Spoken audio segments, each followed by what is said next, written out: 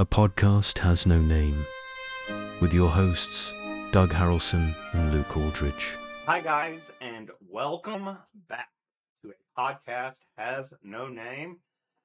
And our intro music is finally spot on again. We are back with Luke Aldridge. How are you doing today, buddy? It's been a long time. I know. For weeks, I took a mental health vacation, and to anybody who needs mental health help, it's not taboo anymore, and I actually enjoyed it, and it helped me quite a bit.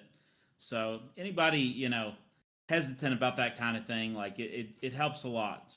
But I'm back, and I'm excited to get back into it. I've been keeping up with the series and keeping up with everything, and boy, there's a lot to talk about.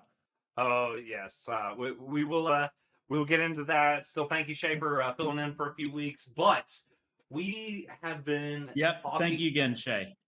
Me and you had talked about the Butcher's Ball in our preview episode with the spoilers and everything, and we talked about all the battles and stuff. And now we're damn near the end of them, and most of them have been a little bit brushed over. And then this is one where I thought from the story they had to give us something. I guess they technically did give us something. Any thoughts on the on finally getting the Butcher's Ball on screen? Well, I'm glad we actually got it. I'm glad we didn't just see random aftermath, and it could have been, they could have skipped over it they did the fish feed.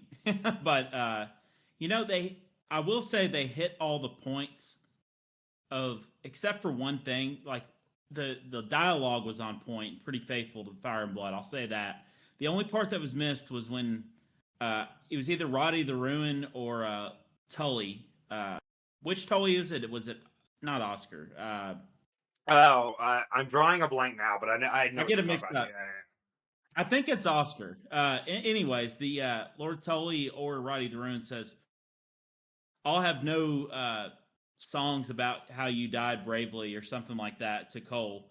And they missed that line, but he did say quite a few.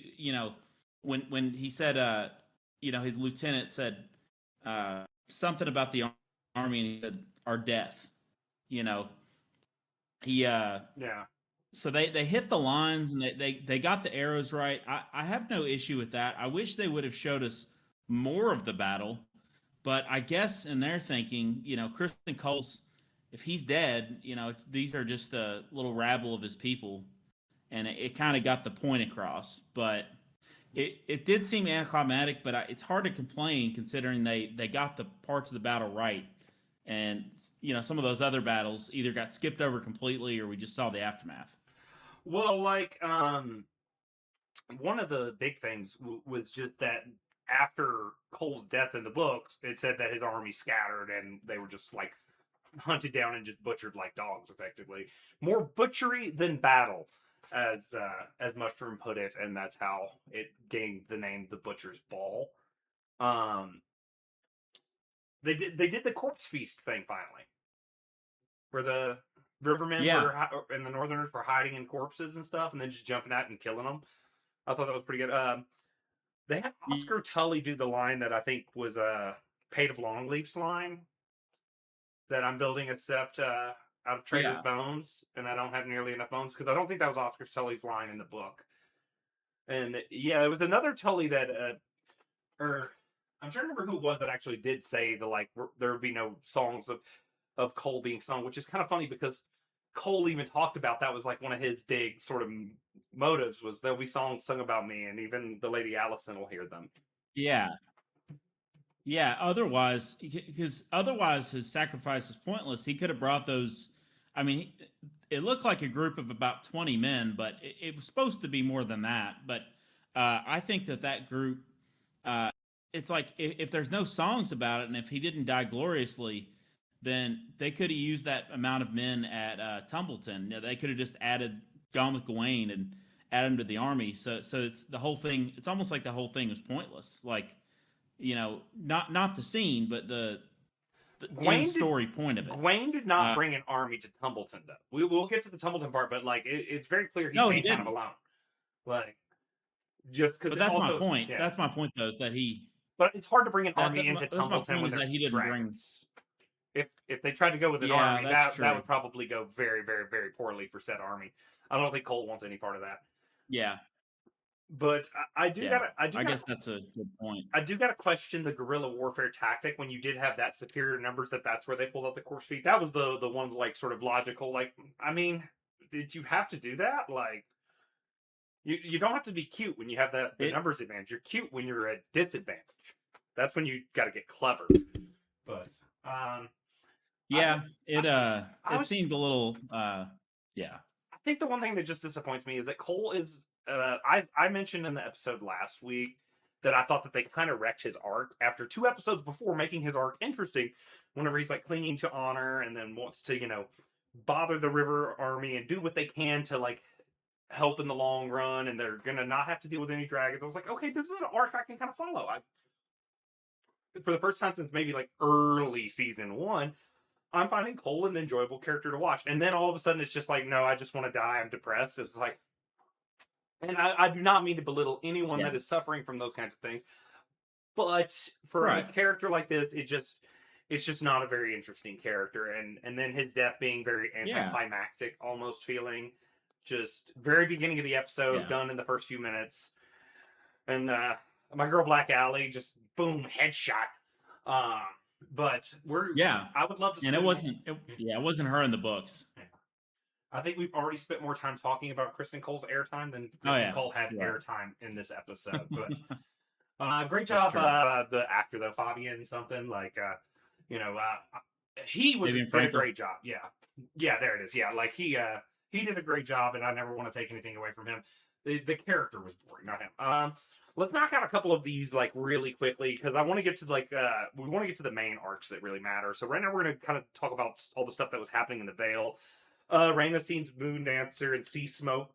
There was some controversy over who those dragons were, but it does appear that they were that it's the Lady Baela and Adam flying over the Vale and whatnot. And Lady Jane in a later scene was not super happy about this.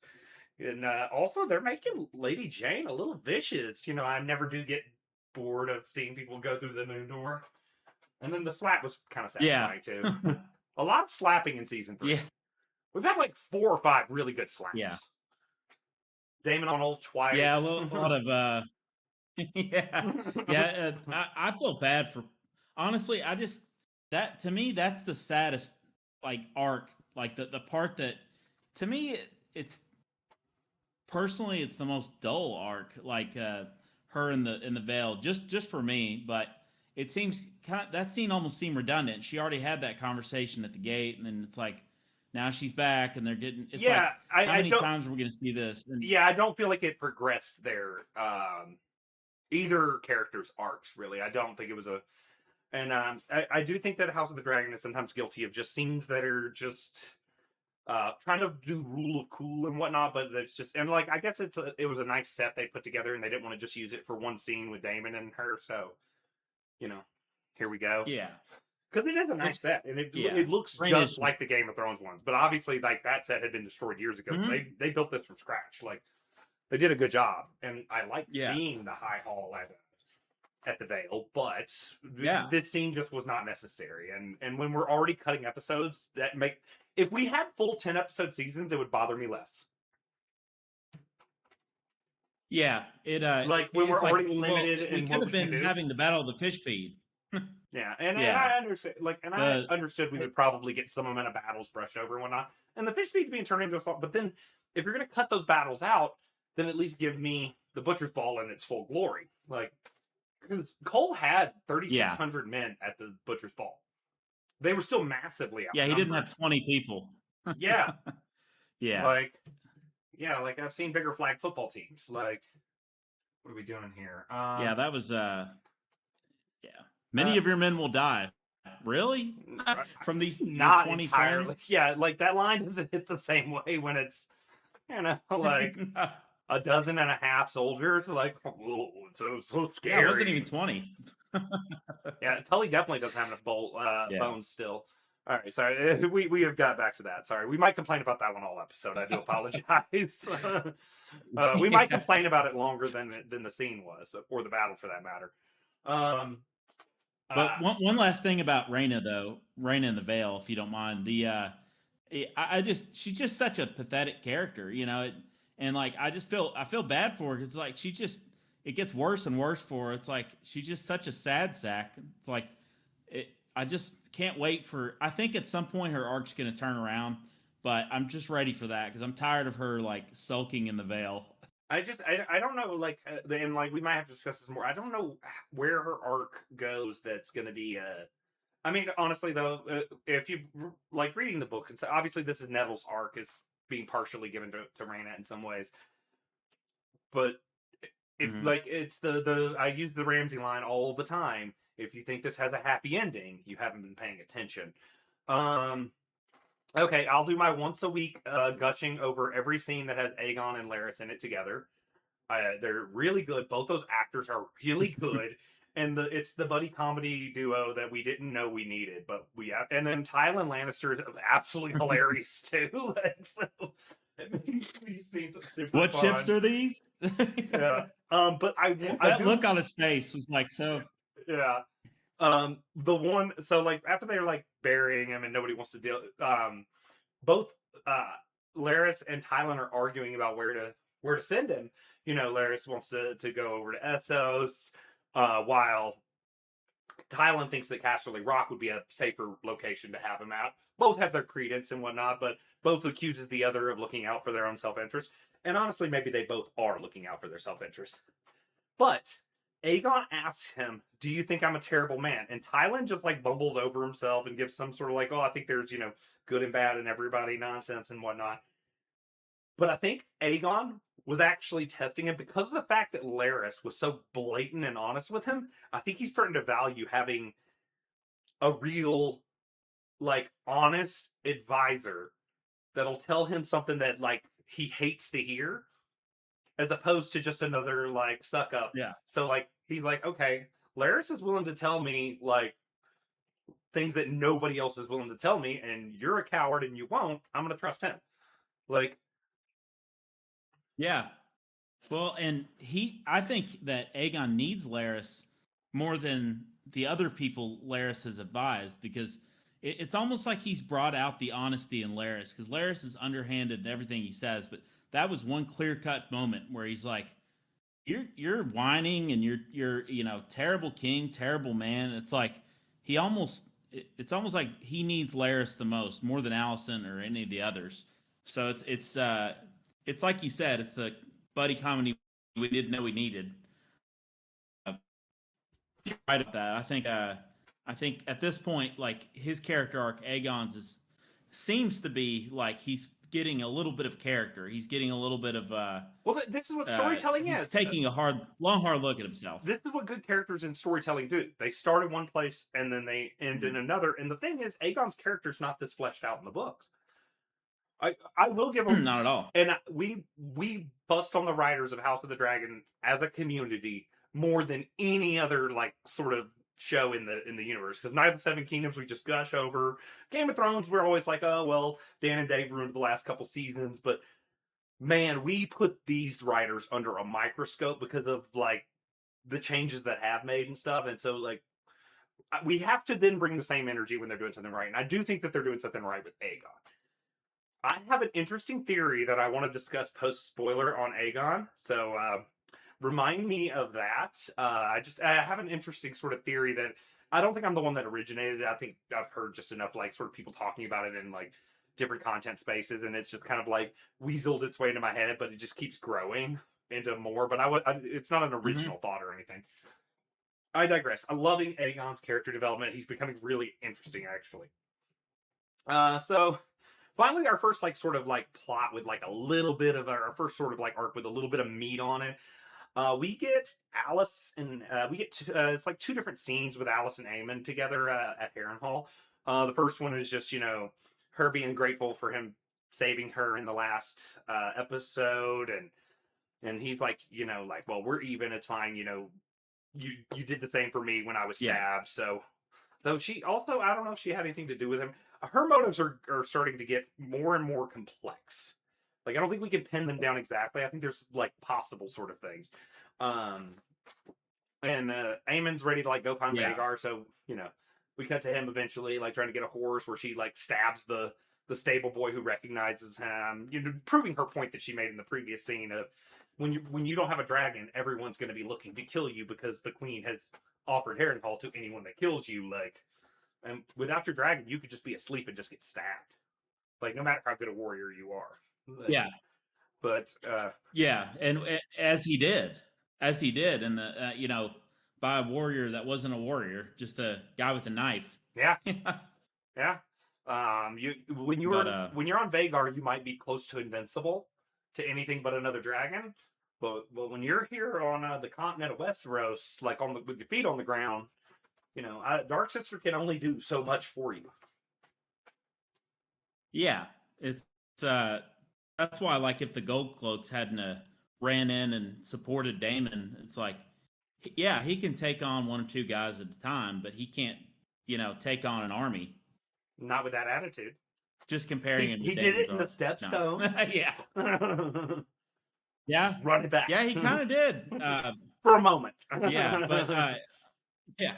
I mean, Alice. I think Alice is. I think of course, she wants Harrenhal, and I think that's the obvious, motive. But she also, maybe, who knows? Maybe she just sees a lot in Aemond, and and bringing the eggs in and all that. It's kind of like, well, maybe there's something we don't know. It's kind of like when they brought in the Song of Ice and Fire piece between Viserys and Rhaenyra. It's like this extra bit of lore, you dragged in. Yeah, you mentioned this, the eggs. So, like, we do know that Rhaena did spit. Like, that is actually canonically correct. That Rhaena spent, not the current Rhaena, but this would be Jaehaerys' sister. So, Viserys' great aunt. Yes, Viserys' great aunt, if my math is correct. Probably like cousin, and second, twice removed by marriage because of all the different ties with these Targaryens and stuff. But I believe Rhaena? Yeah, that's Jaehaerys' older sister, correct? Yes, okay. But she did spend a lot of time in Harrenhal after he had taken the crown and whatnot. She went to Harrenhal for several years and was there with Dreamfire. So Dreamfire very well could have had 5X. How do you feel about this sort of stuff being added to the lore, even if it wasn't explicit in Fire and Blood? This feels okay to me. I like it, and as long as they take it to the end and like land it, as long as they land it, if it just sputters out into some side thing that doesn't go anywhere.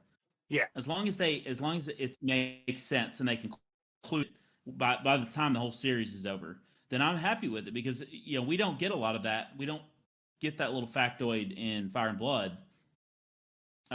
And again, as long as it makes sense canonically. Well, yeah, I think as long as it doesn't violate anything, I'm on board with it, because it's adding to the lore, because the world should be fleshed out more than Fire and Blood gives us, because Fire and Blood is so limited in how much it gives you as far as scope is concerned. This is causing us to fall a little bit behind on time, though. But I do want to say they have added some cool, like, Fire and Blood lore. Alice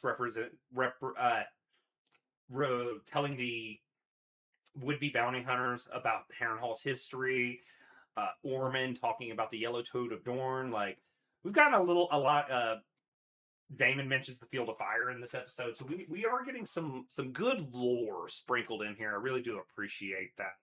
Anything else before we leave Harrenhal? Yeah, I'm tired of tripping balls in Harrenhal. Yeah, no, it was great, and I think Alice, like, she's kind of spinning her net, and we'll see what happens with that. Not a whole lot happened as far as, like, they didn't leave Harrenhal, but I think they're trying to show character development, though, like a relationship development. Yeah. Like these are scenes that moved the plot. That's the main thing they were focusing on. Yeah. Yeah, I agree. All All right, let's get into the more interesting parts. So we lumped all the Tumbleton scenes together because I think that they all just kind of like make sense together. The first one we get is the Ulf and Q, for a lack of a better term, shift change.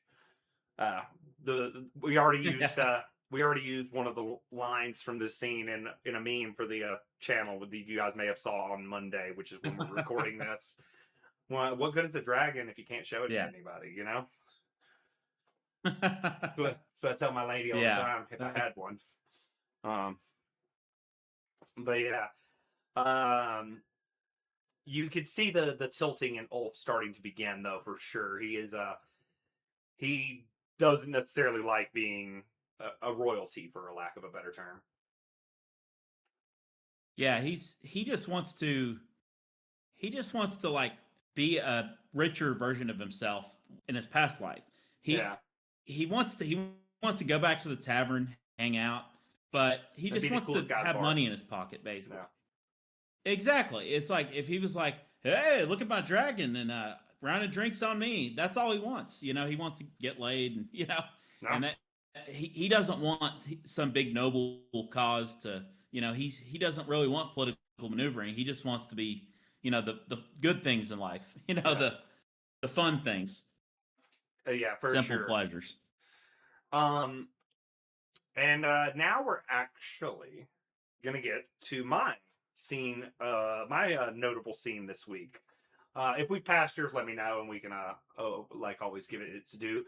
But I really like the scene of Gwaine arriving at Tumbleton and arguing with Ormond about, like, dude, like, this is like, what's the point? Like, literally, like, you're surrounded by dragons. An army is on its way. Like, this is just like we're not really in a successful setup here. But Ormond is very confident. Even has the line, was it the patient hunter gets the kill, which I thought was interesting.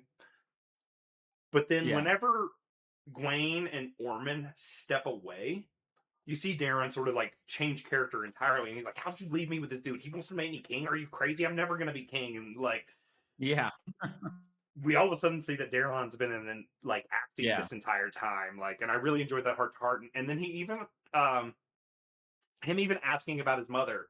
Like, I imagine that when Daeron was with Gwaine, his care was good because he does seem a little bit put together, but he has overcome an interesting sort of childhood. You can comment on anything else on this whole scene as well. Yeah. Well, Ormond, he just gets nuttier every. He seemed like an odd character at the beginning, but they've fleshed him out to where he's just more and more of an unstable oddball. Like every episode puts him more into. Somebody said he reminded him a little bit of Ramsay. No, I don't know if I put him in Ramsay's category, but I've compared him to Ramsay in certain ways, where he's like calm, where he's like crazy but calm about it, and that's a Ramsay trait for sure. Like where he's like completely calm in his psycho. That's pretty terrifying. Like whenever someone's just like just smiling as they're doing the most heinous things. Yeah, but Ormond seems very spoiled. Like he's never been told no, that kind of thing. Oh yeah. Because his father was, I think, was Otto's brother, or slash Aegon's uncle, and I don't know, he just doesn't seem like he's been told no. He kind of does what he wants. And you're right, Gwaine seems to be the only character at this point that is able to check a little bit, who won't just whip into submission. He's actually like, okay, well, I grew up with you. I got to kind of listen to what you say, or I got to humor you, Yeah. Gwen kind of the only one who can cut to the bullshit, because he's pretty much in charge of everyone. Other than Daemon, everyone he's interacted with on screen, he's been in charge. So I agree. That was a great scene. I would argue he had a power play on Daemon with his bluff. Yeah. So that was a bluff. So this has me thinking that, like, when when the season's over and we rewatch from episode 1, and we like some of the lines that he said, like, one king is as good as another, like, and his like bluff against like his character is going like all the little stuff that because they are good at like setting up the breadcrumbs that you might not follow until you know more. So I think that he's going to be a very interesting character whenever I rewatch the full season from start to finish. Because like right now I'm just rewatching the same episodes before I do the podcast, and then honestly I don't usually watch it again for the rest of the week. Doing the show gives me plenty of I get my reps in. Like after that I usually just like decompress for the rest of the week or focus on editing or my other hobbies. But we got a couple other things that happened. Yeah, I thought Orman. Yeah, I was just gonna say I thought Orman. When I saw him in the first one, I thought he was gonna be a 3-episode character. Like I was like, oh, there's this guy that's been in another fantasy series, and he's gonna die. If they had gone book lore, then he might have. But I do think that they fleshed him out a little bit more. I do still don't like that he did the whole execution thing. I just feel like it makes him just vanilla bad versus like if he had that like shred of honor, that's almost like makes him a little bit more nuanced. But it's nitpicking. The character's been interesting. I cannot complain, especially from a character that honestly I kind of read past in the book. It, like a lot of the times, Orman was just something Hightower in my brain. Like I would always forget his first name. I would just remember he's the one doing the Hightower army. Up the Rose Road. Like, he just was kind of a nothing character. So was King Viserys, and he's one of maybe the best characters this show has ever had. Maybe the single best.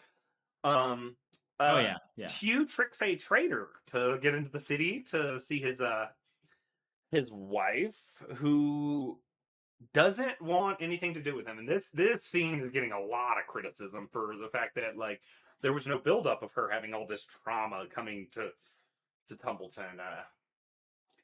Like, it just feels like her rejecting being with a dragon rider seems kind of crazy. When, like, her arc in the last season was, I don't want you to do it because I'm worried you'll die. Like, yeah, it's it seems I couldn't put my finger on what I didn't like about that scene, but I just didn't like it, and I thought something was weird.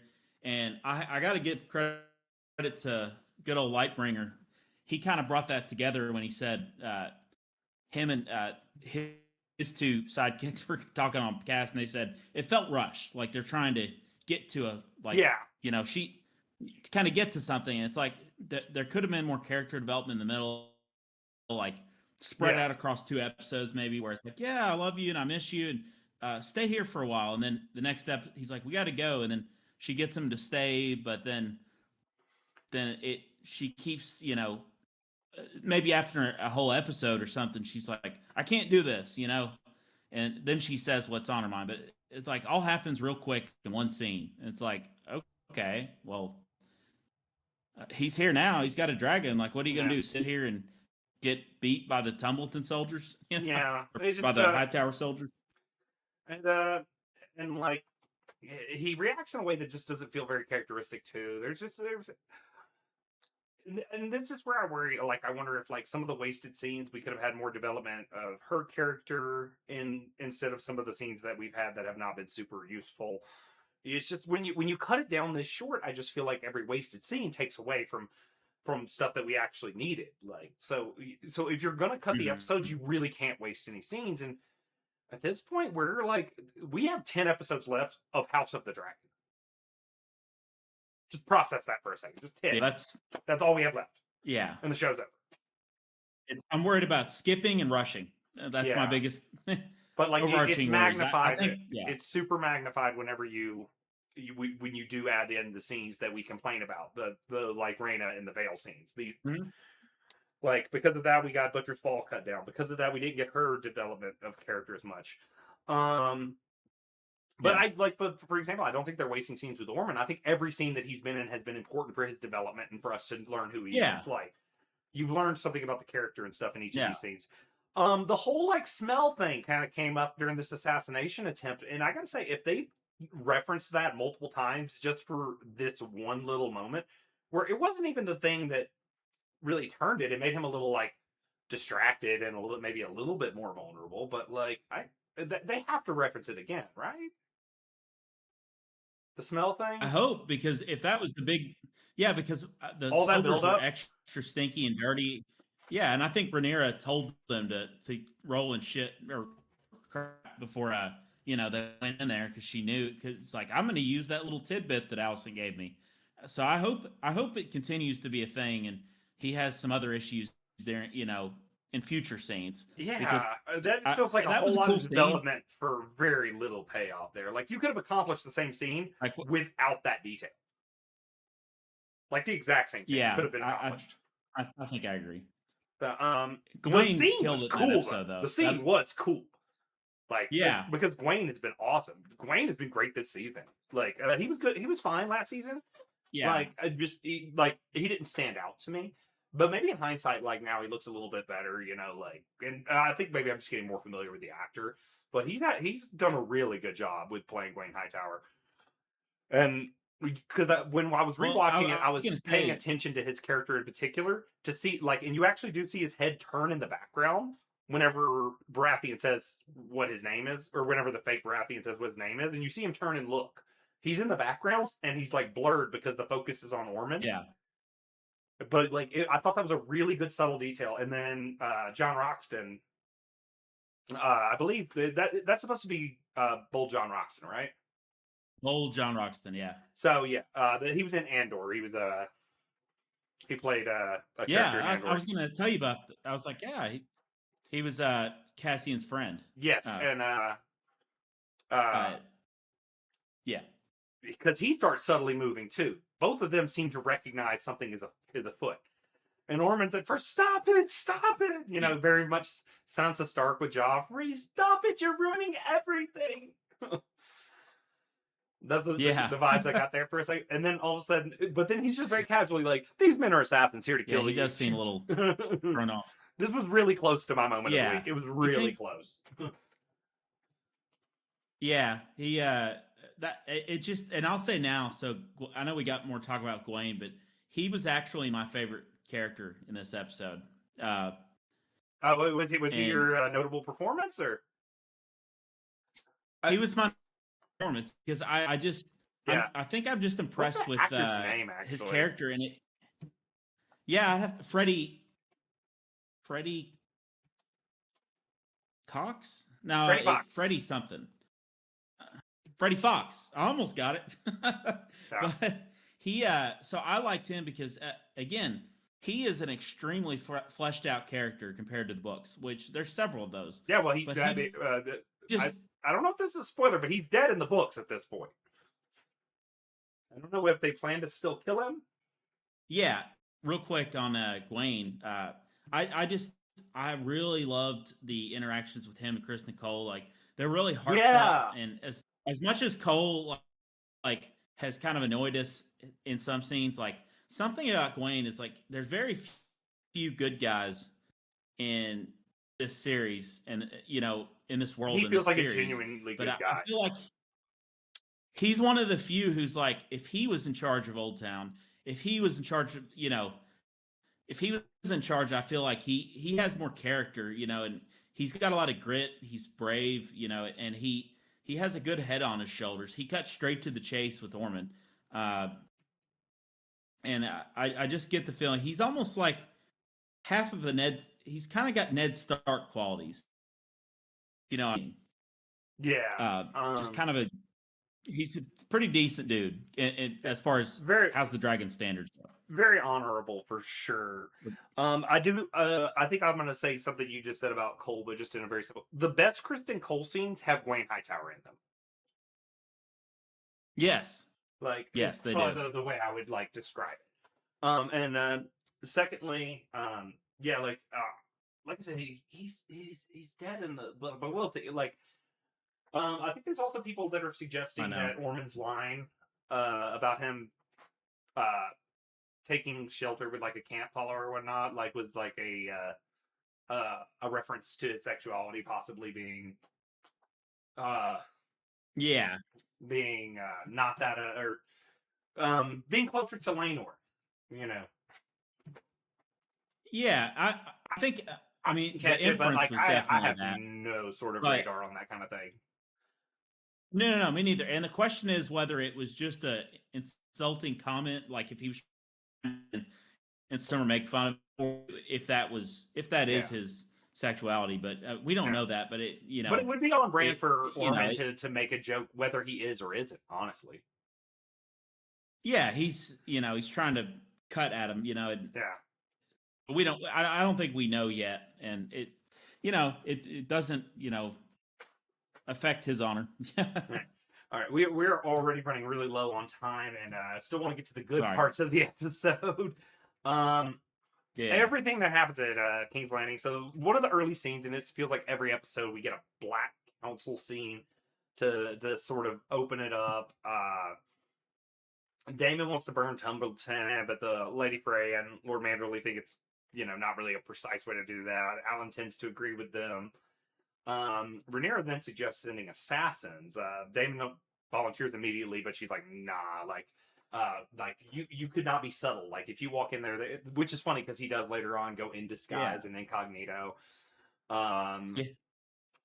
But then Boros Baratheon sends an envoy instead of being there himself, and this was actually like from the book where Boros was supposed to be going up to King's Landing to help the Green Army, but instead went to Dorne to deal with the Vulture King, and everyone's like, oh, it had less to do with the Dornish bothering you and more to do with the fact that you didn't want to go charge on a city that had 6 dragons.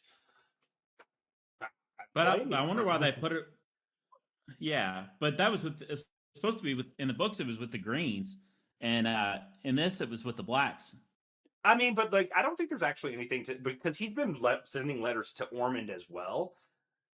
He could just be trying to pull the Tyrion or the Tywin Lannister, and just make sure. And history might not have his correspondence with Rhaenyra in it, so I don't think that this violates like canon. I think that this is absolutely fine to have. No, you're right. It was just unusual. I wasn't expecting it, I guess, but I also wasn't expecting the assassin scene either. But I want to say, actually, my favorite line in going to that Black Council scene when Lady Frey and Lord Manderley were snickering and saying stuff, and then what did Daemon say? He was like, he threw a cup or something at them, and then he said, "I'll hear no more for those whose greatest battle is with their own indigestion." Yeah. So it's I've been seeing the memes. I was cracking up. I've seen the memes. I've seen the memes online of just waiting to drop this one in at work somewhere, and it tore me up quite a bit. That was my favorite line. That was my favorite line or moment. It just cracked me up. David does not like being in these small council meetings at all. He's very. But this is just as much trouble as he was with Otto and Viserys in like episodes 1 and 2. This checks for his character. Yeah. He doesn't respect anyone but other Targaryens and his buddies in the Gold Cloaks. That's all people he likes. Yes, we do get Rhaenyra angry about the Alicent sort of escape attempt, and Alicent comes clean about like what the truth of that is, and Rhaenyra's like, I mean, like, dude, like I'm trying to be merciful here to you, but like I also still understand Alicent's attempt. Like shooter's gonna shoot. Like, a lot of people are like defending Rhaenyra here, and I'm like, I don't think that Rhaenyra's in the wrong to be frustrated, but I also don't think that Alicent's in the wrong for trying to get the hell out of there, because her situation improves considerably if they escape. Massaria, not serving the Queen's best interest or not directly at least, lying to Rhaenyra. And then I don't know if you noticed the servant that she ordered the guard kill for like thief and murder and whatnot was the one that had told her about the moon tea. So she's like protecting her lie now. So this is some development from Massaria, who up until this point this season had been doing, because she also knows that Daemon didn't kill the rider of Sheepstealer, because she referenced that too. So we're starting to get a little bit more corrupt Massaria. Yeah, she was a straight shooter for a while. She was a people's champion. Yeah. And she might still be, but she's protecting her own behind. Yeah, killing the servant was like some nasty work.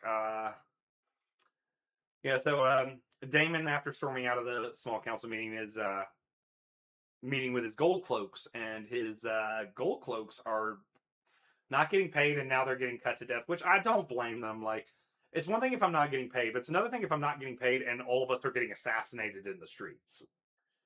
Like, yeah, it's too much. Like, these are not Kingsguard; these are gold cloaks. yeah. There's a difference. Yeah, Kingsguard wear this oath. It's like Secret like Service a Navy versus SEAL the cops. versus like a except the cops is like, well, screw this, and but you could tell Damon was like hurt. Like this, it feels like he's cut to the bone. Like as I said earlier, like he cares about the gold cloaks, and it's in a way it's his legacy. His people. In a way, it's his legacy. Yeah, and a lot of people, you'd think he'd start killing people, he'd start striking heads off, but he just seems genuinely hurt and genuinely disappointed. But he doesn't comprehend the small folk. He doesn't comprehend the needs of people to feed their families. It's just like a CEO that's like, well, what's wrong? You have savings, right? You have, you have money. You don't need a check for a while. It's like, no, I live paycheck to paycheck. Yeah, like, I mean, even Hugh in the second season not getting his money for the Scorpions ahead of time, like, caused the rift there, and so there is definitely the haves not understanding the needs of the have-nots for sure. And gold cloaks are not lords or knights. Some of them might be knights, but I would venture to say a majority of them are not. The ones that are going to be in the highest stations, your lord commanders and stuff like that. Yeah, but Daemon does not use that to dissuade him, as we've kind of referenced before. Anything on the Alan and Baela scene? Pre-spoilers. Not really. I mean, it had to start at some point, but yeah, I had pre-spoilers. Two little notes. I did think it was kind of a cool parallel of the fact that both their fathers are kind of like the second sons and stuff, that reference of like men that are very prideful but built their own legacy, and that hasn't necessarily always manifested itself in being as there as a father as it could have been. Like, I thought that was a cool parallel. Now, he is, yeah. Yeah, of course, she's, is he her great, no. He's related to her, right? It'd be cousins. Because Corlys is both of their grandfather. Or is his father her grandfather? Okay. So it'd be cousin. Yeah. But that's tame compared to a lot of the stuff. Yeah. Yeah. That's classic medieval stuff. Not well, yeah. That actually, royal marriages happened between people of that family lineage. Not even just like incestuous ones. Like that was not considered like directly incestuous. Like it's still that's true. It's still a little like. I'm not here to argue which degree of incest is okay and which is not. Just don't do it. If you have to ask, no. If you're not sure, no. That's exactly. It's we'd be arguing until we'd be talking about until we're blue in the face. If it's discussion, no. Like, come on, get help. Yeah, but your other point though. I thought I guess before that I was thinking, Adam seems, I feel like there could be some tension with Adam, because he kind of seems to be, I'm going to fly you away to Essos. And so there could be some tension coming up between him and Adam, because Adam's crushing on Baela. Yeah. Go ahead. You had another point. The other point I was going to be on, like, I did appreciate how honorable Alan was about, like, whenever she starts moving towards him, he's like, you should get to bed. And she's like, you're very dutiful. Like, and she's like clearly about it, and he's just like trying to be a good noodle. But then finally, like, the pretty girl prevails. Yeah. I'm not good at telling pretty girls no either. So, can't relate. I'm not blaming Alan. Yeah. Yeah.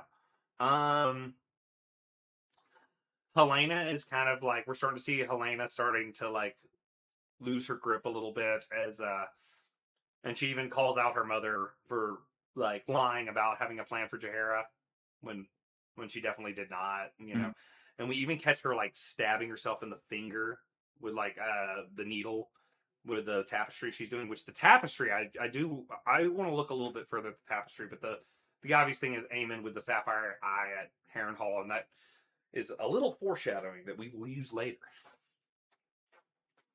Yeah. It was Helena's scenes were hit. I can't say too much, but they hit hard for me because I've met some of those people. As I said, I was in mental, I was taking a mental health vacation, and I saw those signs when I was watching that, and it's it's heartbreaking that she's that kind of end of autism. It kind of shows that that side of it, and she definitely it's deep stuff. It's yeah. So Helena's kind of a special character, and you don't see a lot of that in fiction or Game of Thrones in general. You don't see that kind of end of autism and that end of self-harm and stuff like that. So not eating, cutting yourself or stabbing yourself, as you said, in the finger. Because like she's being like, but Alicent really wants her to be able to go to the Godswood to at least get some reprieve and whatnot. Yeah, she's spiraling. Isolation is bad, and I learned this. You can't just isolate. It may bring some reprieve, but at some point you need interaction. You need sunlight. You need you can't just sit in a dark room. We got another scene that we're going to discuss with Helena again in a little while. Yeah, but so we don't have to cover her entirely here. We get Rhaenyra on the Iron Throne, and doing some petitions in this. I'll go ahead and I'll knock out two birds with one stone. My notable performance for the second time this season, I'm going to give credit to Emma D'Arcy. I think that we're starting to see Rhaenyra's character sort of change a little bit, but in this scene, she's the small folk are dealing with all sorts of money issues, like just the city is poor right now, and now the gold cloaks are gone, so there's no security in the city for the people anymore. And when told about a young girl getting taken away from the sept, her response is, I will light a candle, for them, the very, very politician answer of, I'm not going to do anything, but give you a gesture. Prayers. Yeah, exactly. That was the line they used or that I think Lightbringer used on his cast, and I just thought it was so perfect. It was like, yeah, thoughts and prayers. It'll be okay. It's like, thanks a lot. Yeah, that doesn't help right now. We need actions. But we get something that book readers have alluded to 1,000 times. Histories and lore with the actor that plays Robert Baratheon talks about it, like of her cutting herself. It said when she first got to the throne, but here it happened, and you see her subtly look up at the statue of her father Viserys, who famously was torn up by the throne, and you start to see the unwinding happening slowly as like the situation is getting less and less stable at King's Landing. Yeah, she knows the implications of that happening. It's like she knows exactly, because she'll know the histories of how Maegor got. It was said that he got killed by the throne, whether he did or not. Like, he was killed by the throne. Her father was, cut by the throne. It's like, this isn't just, ow, I hurt myself. This is, oh no. Like, this is the start of like the psychological, evaluation going on. Yeah, it has to be pretty intense with her. Yeah. There's also the cool shot that we've been seeing in trailers for a while overlooking the throne, where you see like when the light flashes like a raven. Just a cool little moment. The cinematography's always I didn't notice good. That. But we finally get I've alluded to it like twice now, I think, already, but we get Daemon undercover. And the guy with the two different color eyes, I forget the name of the disorder, the Valar and Baelor had it in A Night of the Seven Kingdoms, where they have the two different shaded colors of eyes. This character basically, given like some sort of Illuminati, or not Illuminati, but sort of like the masses sort of thing, saying like, "Well, you can burn us, you can kill us, but you will never embrace her." Mhm. And Yeah. basically saying if you kill Yeah, one of this us, is 5 more of us will stand up. Like very, very yeah. creepy, and Yeah, this is kind of the yeah. Damon feeling like he has Sorry. no control of the situation. Yeah, and he's losing gold cloaks left and right. I think this is the beginnings of the whole situation in the future. You know, this is the start of something, a movement in the streets of King's Landing. It's Yeah. it's not just Ormond and Darren. It's gonna, without giving too much away, it could evolve into something more, More sinister. you know, more populist. Yeah, more sinister and more groundswell populist. You know, not just about Darren, but about Rhaenyra herself. Yeah, the propaganda campaign that Ormond is leading to, undermine her is slowly taking shape and taking hold, and it's putting the crown under a lot of uncertainty, and you can see the restlessness of the small folk starting to begin. We also Damon happens to bump into somebody named Ulf, who thought he'd just sneak out to the bar real quick. Fellas, have you ever snuck out to the bar when your lady told you not to? Maybe. Yeah, well, her husband found her. Definitely. But yeah. And Ulf once again Yeah, gets slapped by Damon. Yeah, a lot of slapping this season. Love it. We love the slaps. Ulf always has this sheepish look on his face every time he gets near Damon. He's like, just being Ulf, you know, like, hey, I'm just. Oh, he even tries to relate with him. He's like, I'm drinking here. A man has to You have yourself. a way to unwind. You yourself understand. Yeah. And none he says ever works. Like Damon just hates his guts. That dragon is the only thing standing in between those two. In between, Damon just slicing his head off. Yeah. You know who else didn't like him? Jace didn't like him either. Yeah. They're there's not much to like. He's a fun character, but like I said, he doesn't really understand loyalty. He's not a very loyal, sympathetic person. We're gonna quickly batch these last couple of ones together a bit. Yeah. We get Alicent and Rhaenyra having another conversation again together, but this time she's like, "I can find you Aemon." And she admits that the way she knows about this is through Helena's dragon dreams, and Alicent, I don't think fully understands it. I think she does a bit because Viserys did tell her when she was pregnant with Helena that he wanted to be a dreamer. A lot of people have been like, he talks about wanting to be a dreamer, and then he puts his hands on her pregnant belly, and that was Helena in her belly at the time. So So people when they were on the hunt and they were at the fire. So that I thought that was really interesting that a lot of people have connected already. Yeah. But Rhaenyra immediately recognizes what she means when she says that, and she's like, "Oh, I could use that." And then she's like, "You know what? But you're gonna have to be the one to go get Aemon, because if I send forces, he's just gonna hide. But if you go, he'll be much more willing to play ball and do what I say." And she's like, "But what about Helena?" And Rhaenyra's just like, "Oh, I'll take care of her." And both parties know exactly what this is. And now we're starting to get a little bit of Rhaenyra being a little bit more willing to do dirty things to achieve her goals and stuff. And it's you feel the tension rising. Yeah. That kind of gives me that scene gives me vibes of when your boss or something makes you a deal, you do this and I'll do that, and then they dig you deeper in the hole. Well, first I need you to do this, and then you're gonna have to do this, and they continue to pile on responsibilities, and actually I'm gonna need you to do this night. Then maybe we'll see. Maybe then we can give you a raise, or maybe then we can do this.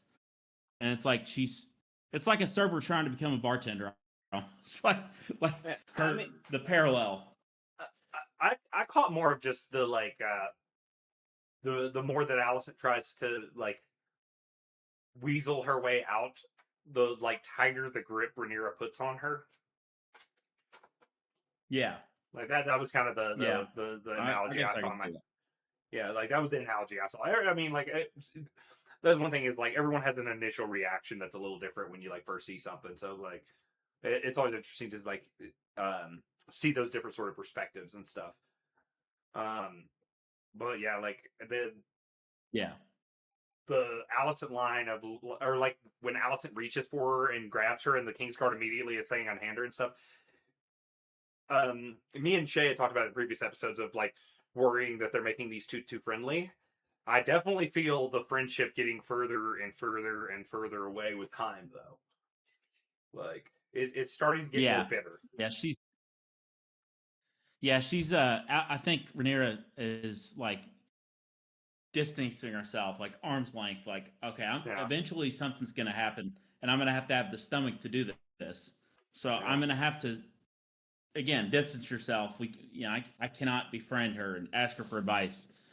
I've got to start treating her like her captor and not her friend. This could have very well been my scene of the episode because it's dark. It's a dark scene. It's just hard because there's multiple scenes with Alicent and Rhaenyra, so just pointing out one particular one was hard. But we get Alicent basically saying, that, goodbye to her because she's got to go do this and whatnot. And Helena is like wondering if there was another match that could have happened. And Alicent tells her, like, this is what Otto wanted. So this is what, but I didn't like, I will admit I was crying during this scene. I don't have a lot of like dial or like commentary to give for it, but I just was like, I was sympathizing so much because Helena is breaking down and now Alicent, who she's not even really, her mother, who she's not even really happy with, is also now leaving. And she just looks so defeated. Yeah. She's basically come down to the realization that any hope of me living a fulfilling life is, I'm going to have to eat. I'm going to have to let my mom go do this stuff. Yeah. That was a tough scene. Like the last episode I thought started well and ended poorly. This one I was frustrated off the start, but as the episode went on, I thought it got better and better and better. These last few scenes were just like, I was feeling all sorts of emotions and stuff. It was like really locking me in. Versus in the last episode, I got disconnected at different parts because I thought that those like later parts with like Cole's plot in the last episode just lost me entirely. Even though I did like the kind of like the final scene of the feast for traitors, I thought that was kind of cool. Even though it's a little bit violation of the book lore, it was passable. I was like, that's fine. That feels like a genuine in-world thing that could happen. We do get Rhaenyra with a sleeping Joffrey. We don't got time to really get into that, but this is kind of the big sort of like end of the episode moment, or while giving her the shirt that with the blood message, kick this dog and it will bite your hand. Cut to them kidnapping Lord Corlys, actually. Yeah. Well, as far as that goes, I mean, we talked about this earlier, but it's definitely something they added in. It's not something that, we see in the book. It could have happened, but my question is, where is it going to go? Like, they've got to land this. Like, it's got to tie back in. I'm sure there's a plan. Yeah. There's a long way to go. Yeah, I don't want to give too much away. But yeah, exactly. It's just that's not a book instance. Yeah. But I mean, I think that this also just dovetails us nicely into like a spoiler section. Before we do that, thank you guys for joining us for the video. Sorry if we had a little technical difficulties at times.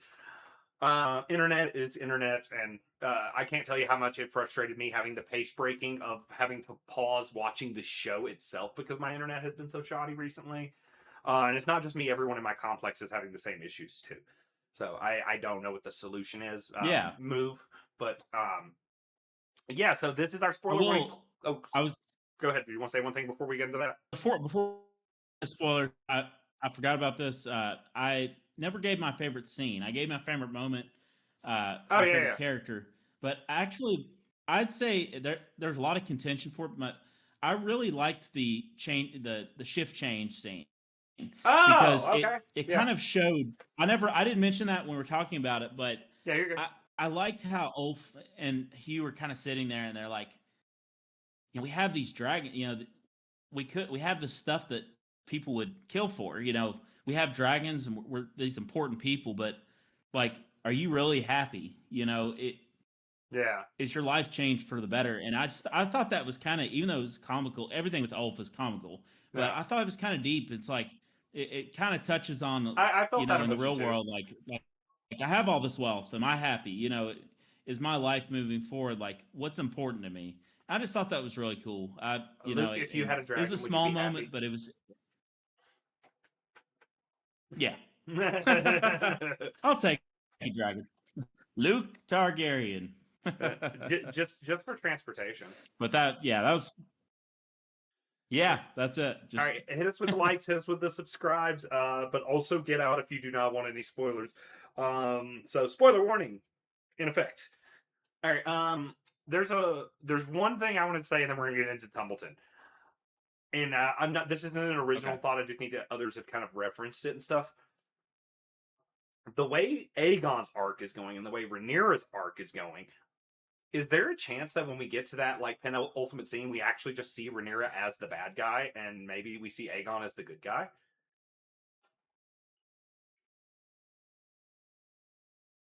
That's the way they're headed, in my opinion. But it's hard to, if they nail that, because Aegon has not been their main character. It's hard to do that. Yeah. It's hard to see him feeding her to a dragon as the end of his good guy scene, even though we know he has to kill her or she has to kill him. It seems a little but I see where it's going, though. It's definitely kind of going that direction. Like, they're going that direction, making Rhaenyra worse and him better. So I just, once again, like everything else, I want to see how they land it. Like, we're trusting them. We'll have to see where they land it. All right. The other one I want to do, I have a prediction that the Shepherd is might not be one of the people that was directly in that room, but he's one of the people that's of that Ormond ilk, and that after, because they're supporting Daeron the Daring, which he never earned that nickname the way he did in the book. Whatever. I digress. So I won't get there. But I'm wondering if he is one of the ones that, even after Daeron's gone, he decides, you know what, these Targaryens are because that's very much the religious sort of zeitgeist that Ormond sort of has. That could make sense as yes, being one very of those Andal focused. Yeah, yeah. So so you're talking about Daeron, the guy that Daeron killed, when he was going incognito, right? You're saying one of those guys, the infiltrators? No. I was saying that it's one of the small folk that's of the ilk that Daemon stabbed in the head. One of those people that's in the city supporting Daeron, and that after Daeron dies, that's what I meant. What did I say? Oh, you said the infiltrators, the assassins. That's what I meant. It made it sound like you were talking about the assassins. No, not those guys. I meant what you're talking about. The infiltrator. Okay, just different terminology then. Yeah, that Daemon, and I might have said Daeron. Anyways, but I know what you're saying. I'm positive it's like I was saying earlier, alluding to before we got to spoilers. Yeah, I think that's going to be the groundswell. Those are going to be the people that instigate this. Even if Daeron's gone, they're going to be like, let's turn this into a populist movement against Rhaenyra. So I think that's definitely what's going to happen. I don't see how it wouldn't. Yeah, and I think we could see kind of Helena getting to the madness or the depression arc that gets her where she's supposed to be in the book.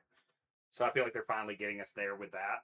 And it's shockingly it's driven by Rhaenyra's sort of madness, which I actually do find narratively interesting and okay. We still are supposed to have her have birth because of the scene from the trailer, so we'll kind of see how that goes. Do you have anything on the Helena thing? No, not really. I mean, we all gasped, every time she got near a window. Yeah, right. But I'm sure I think you and Shay talked about that. That would have been me. I'm sure week, you mentioned it. Yeah. I mentioned that post last week. I was like, But I'm like, is it gonna happen? But I was knew like, not like I this knew in the we weren't there background. yet. But I freaked out for a second because I just yeah, like was just like, why is she going near the window? Why is she going near the window? the But window will have to do. Like, you know, the second we see that exact line in the before or previously on segment, that's the episode she's dying in. Just so you know.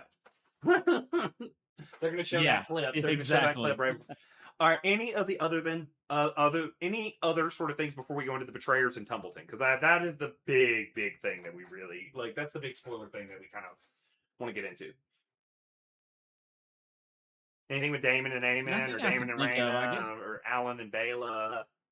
What's going on with Corlys? Like, we could talk about this stuff, but I just feel like we're already running a little long, and none of it's that interesting unless you disagree. Yeah. Like, unless you feel like there's something that you want to comment on any of those sort of like. No,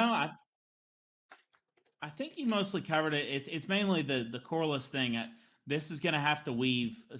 I'm curious how that's going to weave into Tumbleton. But like, I was watching another stream and they said something about like, this is going to be a bloodbath. We're going to lose all these because half of these people were supposed to be dead. And he's like, are we going to lose all the people at 7 secondary or main characters? Like they're all building up to this moment, and it's like, so I don't think that I'm starting to lean that they're not going to do Tumbleton in 7. I thought they were going to do Tumbleton in 7 and then pick up the pieces in 8.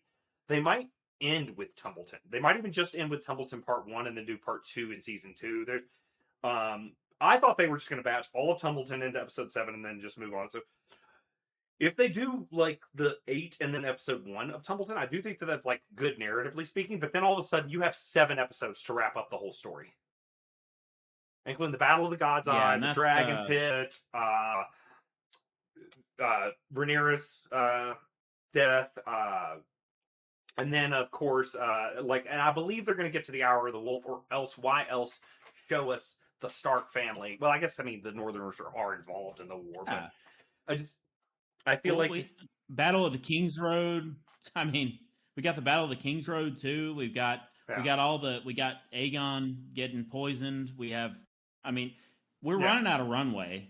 It's like we really could use 10 episodes and 10 episodes. I think 10 and 10 would have been me not worried.